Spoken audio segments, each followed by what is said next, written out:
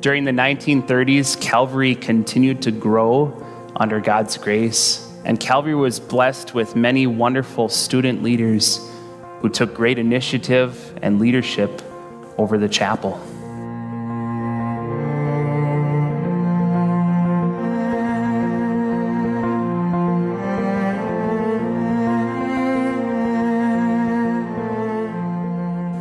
In 1936, Pastor William Burhop, the president of Concordia College, Fort Wayne, Indiana, accepted the call to serve as campus pastor at Calvary Lutheran. He recognized early on that behind all of the services, events, and gatherings, something bigger was taking place at this facility.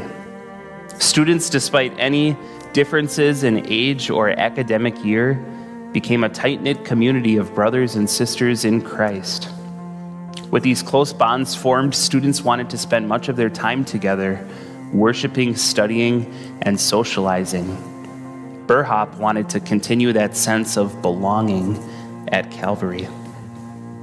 Calvary had also offered students plenty of opportunities to hone and develop their church servant skills. In 1946, Pastor Burhop mentioned that many of the students received valuable experience in practical church work. They serve as organists, choir director, ushers, collectors, council members, or as members of the many committees necessary for the proper functioning of the chapel's program. The student council, which works with the pastor, directs the social activities. The students took advantage of this bounty of opportunities and worked alongside Pastor Burhop in leading the chapel. These experiences would equip the students well to have a spirit of church leadership when they graduated from the university, moved away, and settled down elsewhere. This robust popularity of Calvary at this time attracted more than just a hearty percentage of Lutheran students on campus. It also caught the attention of Time magazine, a national publication. The October 19th, 1953 issue of Time published a brief write-up on Calvary and gave the entire country a glimpse into what an average Sunday at this ministry looked like. Sundays at Calvary were more than a one-hour affair. Between services, social events, and studying, one could spend an entire day there with ease. Back then, they assembled a choir of over 50 student singers, and they would conduct multi-state tours. Students put on religious drama plays. There really was no shortage of ways to get involved at Calvary. For all of the successes at Calvary, challenges came from the divisions between the Wisconsin and Missouri synods. Fellowship between the two synods ended in 1961. Determining how to handle Calvary's building situation while the synods spiraled towards suspended fellowship was one of Calvary's greatest challenges of the 1960s. At the time of the split in 1961, Calvary Lutheran Chapel and Student Center of Madison was unique in that it was the only entity where the WELS held a proprietary interest in partnership with the Missouri Synod. Nearly a 50-50 split of Wisconsin and Missouri Synod students attended Calvary. On April 22, 1964, the Missouri Synod bought out the Wisconsin Synod's portion of Calvary. Even though this sale was completed in April of 1964, perhaps it could be said that June 1st, 1964, is the day when WELS' involvement at Calvary officially came to an end. Because at 12:01 a.m. that day, Arthur Eggert, an undergraduate UW-Madison student, also serving as Calvary's maintenance chairman, went to Calvary and removed the WELS letters from Calvary's signs. Eggert completed this task and returned to his dormitory on that dark summer night. So with that, Wisconsin and Missouri Synod joint campus ministry at UW-Madison was now history. A couple of weeks before Arthur Eggert went and removed those WELS signs, those WELS letters on Calvary's signs, he was at Calvary one day when he heard a knock on the door. And this was peculiar, he recalled, because at Calvary nobody knocked. Everyone just came in and went as they pleased.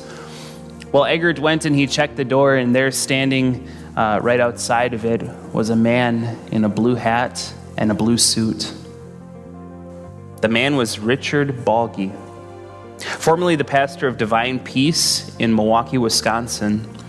Balge accepted a call to come to Madison and to start a WELS campus ministry from scratch in the aftermath of the split with the Missouri Synod and the buyout of Calvary. Balge described this new opportunity as a wider ministry, the shepherding of future lay leaders of our church, the pastoral care of young people. Wisconsin Lutheran Chapel's early days in the mid-1960s looked much like Calvary's humble beginnings from the early 1920s. Before the chapel could enjoy its own facility tailored to fit its needs, a rented space would have to do. The Women's Club of Madison, located at 240 West Gilman Street, was where the early chapel faithful met at the beginning of the 1964-1965 school year. The new Wisconsin Lutheran Chapel students who came from Calvary had valuable experience in helping get Wisconsin Lutheran Chapel up and running, because back when they were students at Calvary, they played no small part in helping lead and run and participate in that ministry. These new students to Wisconsin Lutheran Chapel did the majority of the legwork on campus promoting the chapel because they knew the campus so well. It didn't take long for the students to fasten their 11 by 14 black and yellow chapel posters to every bulletin board they could find. Wisconsin Lutheran Chapel, in the mid-1960s, they began to run Sunday cost suppers as well as a weekly Vespers service. They looked for students to not just attend worship, but to recruit fellow workers to help spread the mission. Once these students came and experienced the chapel for themselves, they then became another set of boots on the ground, if you will, to promote the chapel to their classmates and friends back on campus. It was kind of like a snowball effect. The chapel was greatly blessed by these students' labors. After its first year of operation, chapel averaged 80 for Sunday worship, 30 for Thursday Vespers, and 25 for Sunday cost suppers.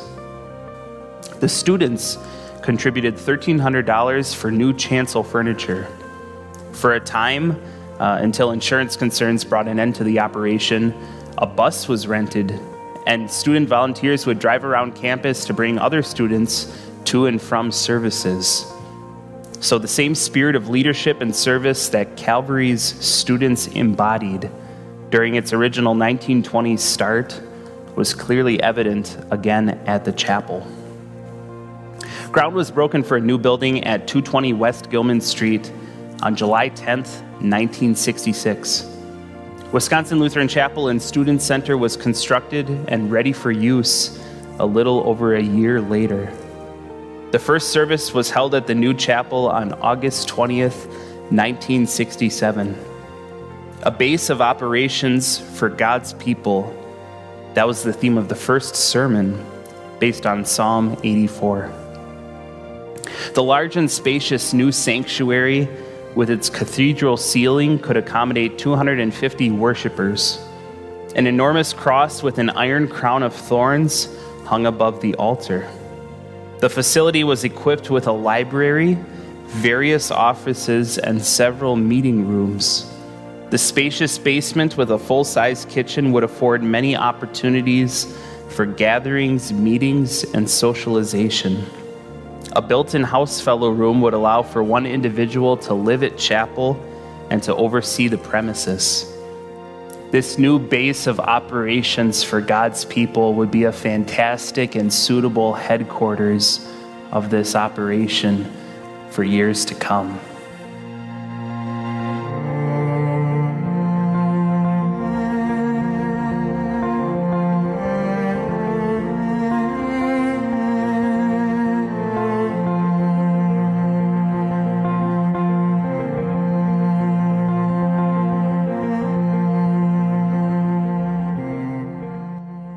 I'm excited to be talking with Pastor Royce, former vicar at the chapel and narrator of this video series.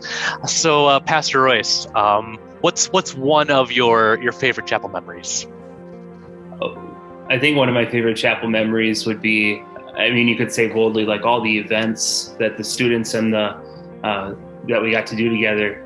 But one that really stood out to me, I think, was the winter retreat. Getting a chance just to get off of campus, get even away from chapel for a few days to just spend some good time with the students around the Word, fellowship, fun. Really was impressive to see that.